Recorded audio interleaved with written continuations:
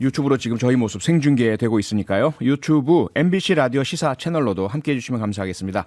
우선 기쁜 소식이 있네요. 장예찬 이사장님 서울 시사저널에서 선정한 정치 분야 차세대 리더로 선정되셨다고요. 축하드립니다. 아유, 감사합니다. 네, 축하드립니다. 네. 작년에 이어 올해도 또 좋게 봐주셔서 와. 이렇게 은근슬쩍 2년째라는 걸 자랑하면서 2년 연속. 네. 교묘한 자랑법이죠. 네. 아무튼 네. 감사하고 또 그만큼 아하. 저희 당내 상황이 녹록치가 않아서 예. 한편으로는 어깨가 무겁기도 하네요. 네. 앞으로의 활약 기대하겠습니다. 감사합니다. 표창원에서 많이 키워주십시오. 네. 저희는 기회를 만들어 드리도록 하겠습니다. 네. 그러면 정치 분야 차세대 리더 장예찬 이사장께서 골라오신 오늘의 뉴스는 무엇입니까? 네, 저는 아주 의미심장한 재판이 오늘 시작된 것을 이슈로 꼽아왔는데요. 네. 이재명 대표가 공직선거법 허위사실 공표 혐의로 기소가 되지 않았습니까? 예. 이게 사실은 벌금 100만 원 이상만 나와도 의원직 상실뿐만이 아니라 피선거권이 박탈되면서 다음 대선에 출마할 수 없어지게 되는 매우 중요한 정치적 이슈가 걸려있는 사건인데요. 네. 첫 번째 재판이 오늘 시작됐습니다. 공판 준비 기일이긴 한데 네. 오늘의 어떤 이 공판 준비 기일 분위기만 봐도 많은 걸 알 수 있는 게 예. 일단 검찰이 20건 분량, 그러니까 페이지로 따지면 뭐 10쪽이라고 하던가요? 네. 굉장히 많은 기소 근거 자료들을 가져왔다고 해요. 네. 그래서 이재명 대표 변호인 측에서는 우리가 아직 검찰 자료 다 읽어보지도 못했다. 그러니까 일단은 검토할 시간이 필요하다고 해서 11월로 2차 공판 준비 기일이 잡혔는데 네. 이걸 보게 되면 핵심 쟁점인 고 김문기 전 처장을 뭐 몰랐다고 한 발언, 그리고 국토부의 협박을 받아서 백현동 용도 부지를 이제 해줬다는 발언에 대해서 네. 검찰이 단순히 그거 거짓말이지가 아니라 어떤 근거들이 있길래 이게 10쪽짜리 자료가 나올까 하는 걸 우리 국민들이 좀 관심을 가지실 것 같아요. 네. 그만큼 검찰의 이번 기소나 공소 유지 이재명 대표를 대하는 각오가 만만치 않은 것 같고요. 네. 이재명 대표 측에서도 또 민주당 내부에서도 이 사법 리스크가 이제 조금씩은 실감되지 않을까. 아하. 그러다 보니까 오히려 더 이재명 대표를 중심으로 뭉치자는 목소리도 나오고 있고요. 네. 뭐 나중에 이야기하겠지만 이해찬 전 대표의 출판 기념회에서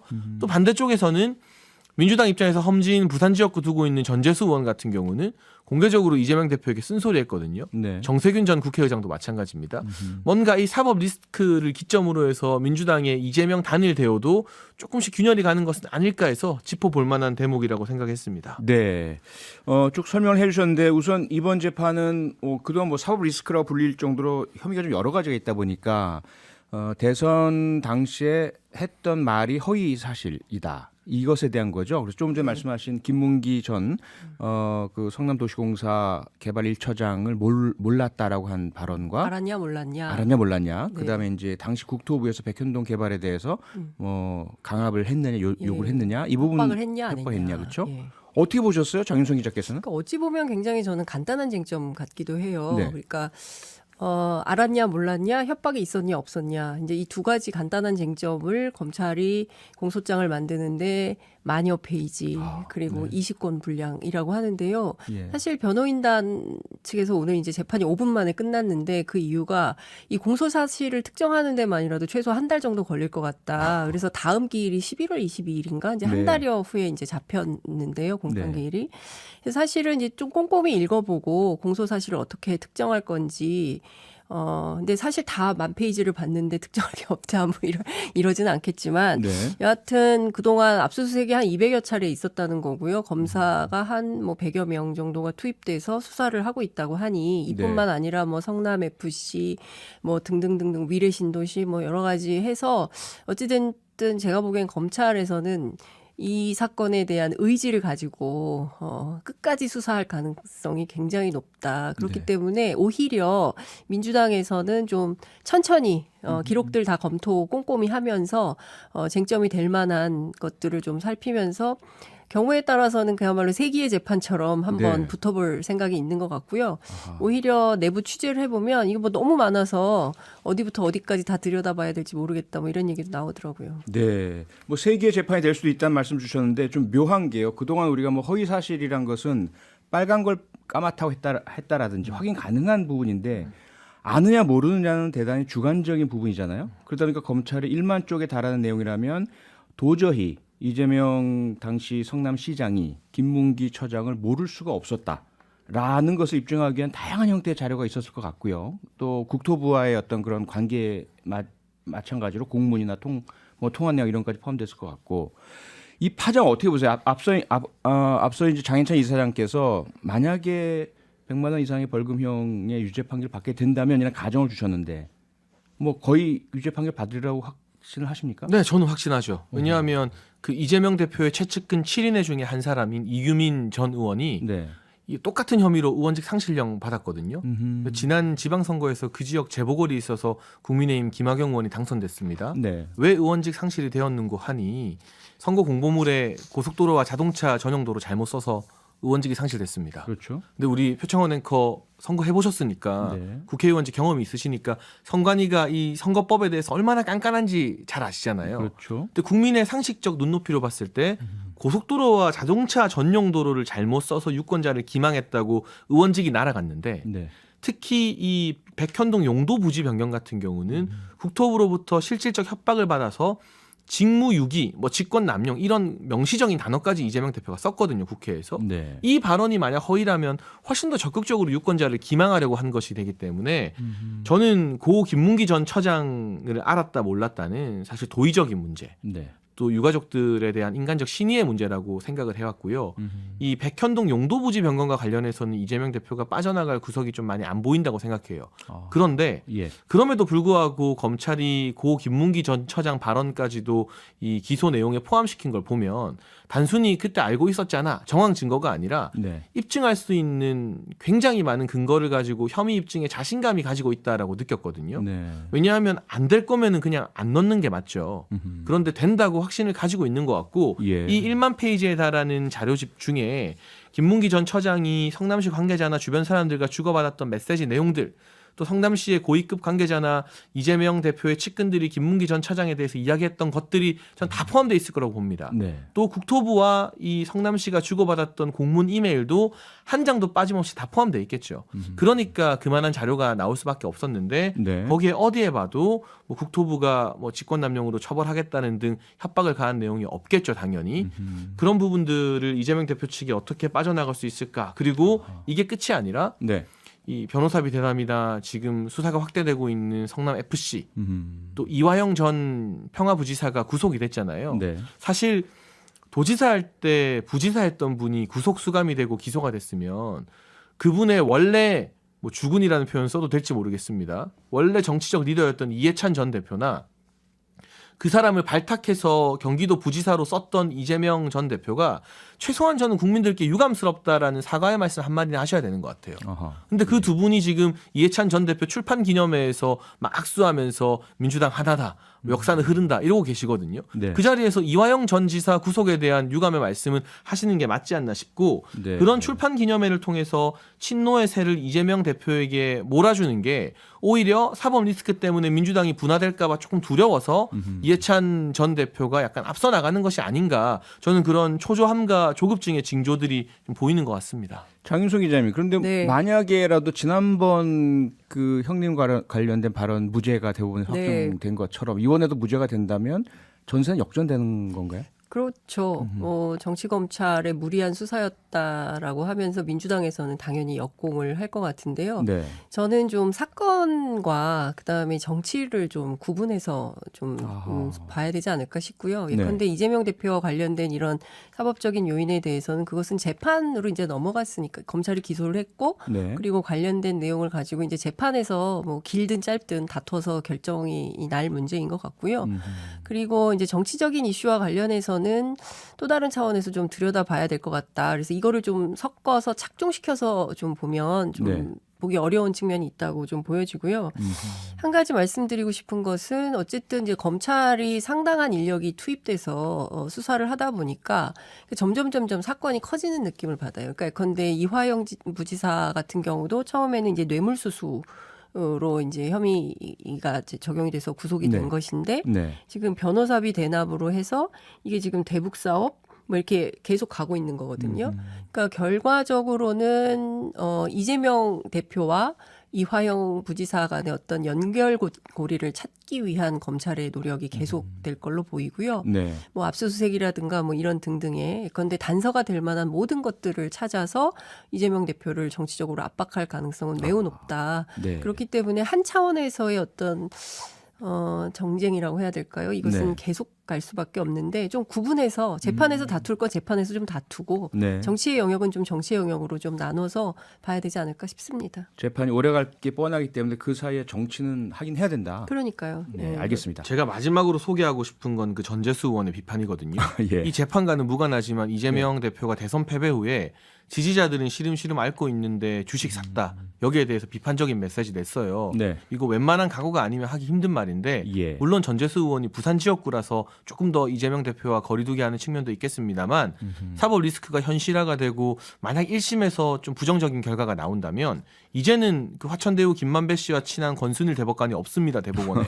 그렇기 때문에 예. 이재명 대표 체제로 총선을 치를 수 있을까 하는 고민을 민주당 내부에서 가열차게 하면서 한때 다 친문이던 분들이 지금 온데간데 안 보이고 다 친명돼 있잖아요. 지금 다 친명인 이 더불어민주당이 그때 가선 또 누구 정당으로 돼 있을지 전혀 모른다. 정치의 가능성이 열려 있다는 말씀도 드리고 싶습니다. 알겠습니다. 자, 그러면 장윤성 기자님께서 가져오신 뉴스로 넘어가 볼까요? 어떤 뉴스 가져오셨습니까? 네, 관저 미스테리 그것이 알고 싶다. 그것이 알고 싶다. 네, 관저 네. 미스터리요. 예. 아니 윤석열 대통령 그 네 분 대통령실에 따르면 이달 내 입주하신다면서요? 네, 일단 이달 내 입주한다는 입장을 밝혔는데요. 네. 사실은 원래 6월 달에도 입주하신다는 입장을 밝힌 바 있습니다. 그랬죠. 그런데 특별한 설명 없이 계속 미뤄지고 있는데 예. 그래서 정말 이달 말 안에 들어가실지 정치권 그리고 언론에서는 정말 촉각을 곤두세워서 살펴보고 있는 것 같아서 제가 이 점을 좀 가지고 왔는데요. 네. 대통령실 고위 관계자가 기자들한테 확인해 준 내용이 바로 그것이고요. 지금 이삿짐을 하나씩 옮기고 있다. 하나씩 옮겨서 10월 안에 다 언제 옮기지?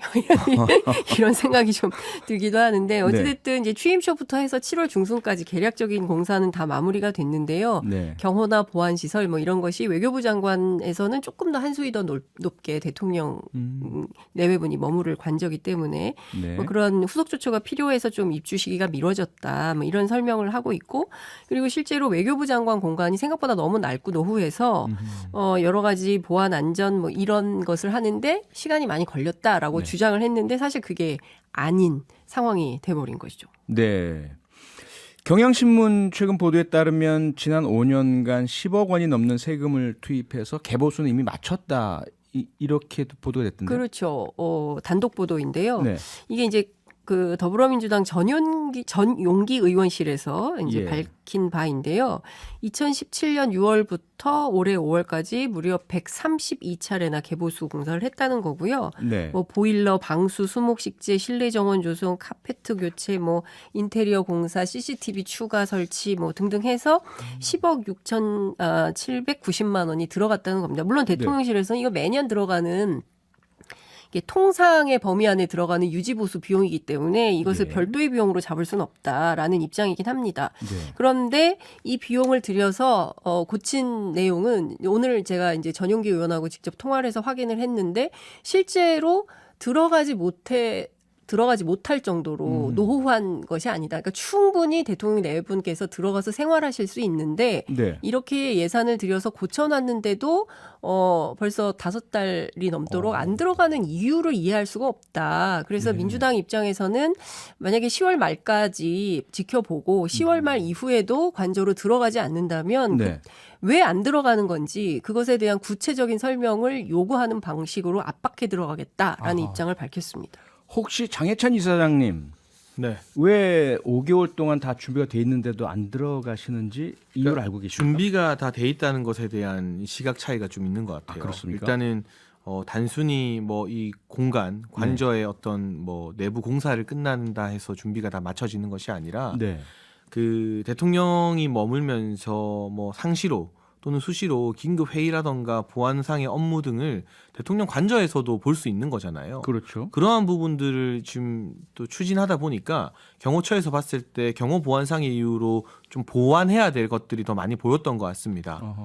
그래서 뭐 아마 지하의 일정 부분에 뭐 제가 정확하게는 모르겠습니다. 이게 국가 네. 보안상일 테니까요. 네. 벙커에 준하는 뭐 그런 시설이라거나 또는 당연히 도감청 차단할 수 있고 뭐 외부로부터 누가 들어오고 나가는지 못 보게 하는 그런 어떤 뭐 형태라거나 하는 것들에 대해서 지금 경호처가 굉장히 신경을 많이 쓰고 있거든요. 또 용산 대통령실 같은 경우도 한번 이 업무 때문에 방문하러 들어가 보면 이 소위 말하는 국산 핸드폰에는 보안 어플이 깔려서 그 어플 작동하면 들고 들어갈 수 있지만 네. 이 많이 쓰는 아이폰 같은 경우는 어플이 안 깔리기 때문에 아하. 아예 입구에 핸드폰을 맡겨두고 들어갔다 와야 돼요. 아, 근데 예전에 이 문재인 정부 청와대 제가 인수위 때 이 청와대 개방 TF랑 같이 업무하러 들어가 보면 네. 저 아이폰 계속 쓰는데 그때는 그냥 카메라에 스티커만 붙이고 들어가게 해줬거든요. 네. 그러니까 보안에 대한 어떤 강도가 윤석열 정부 들어서 좀 더 강해졌다. 근데 그게 꼭 나쁜 것이냐? 국가 기밀 자료나 여러 가지 외부 유출 잘 안 하고 막겠다는 것이니까요. 네. 그 부분에 있어서 저는 신경을 조금 더 많이 쓰는 거라고 보고 네. 대통령 관저 이주에 드는 비용만을 볼 것이 아니라 이것은 저는 청와대 개방이라는 역사적인 사건과 다 물 흐르듯이 연결해서 판단해야 된다고 생각을 합니다. 아시는 네. 것처럼 청와대는 개방한 지 몇 개월 만에 200만 명 이상의 국민들이 찾으면서 뭐 여전히 코로나 시대에 국민들의 정원 역할을 톡톡히 하고 있는데 네. 그로 인해서 우리 사회가 얻게 된 편익과 같이 고려해서 계산해야지 이걸 별도로 뭐 용산 대통령실 그리고 한남동 관저만 따로따로 놓고 왜 평시보다 예산이 좀 더 들어갔느냐 기간이 왜 좀 더 걸리느냐 하는 것은 큰 그림이 아니라 이 조각조각 지엽적인 비판일 수도 있다는 생각이 들어요.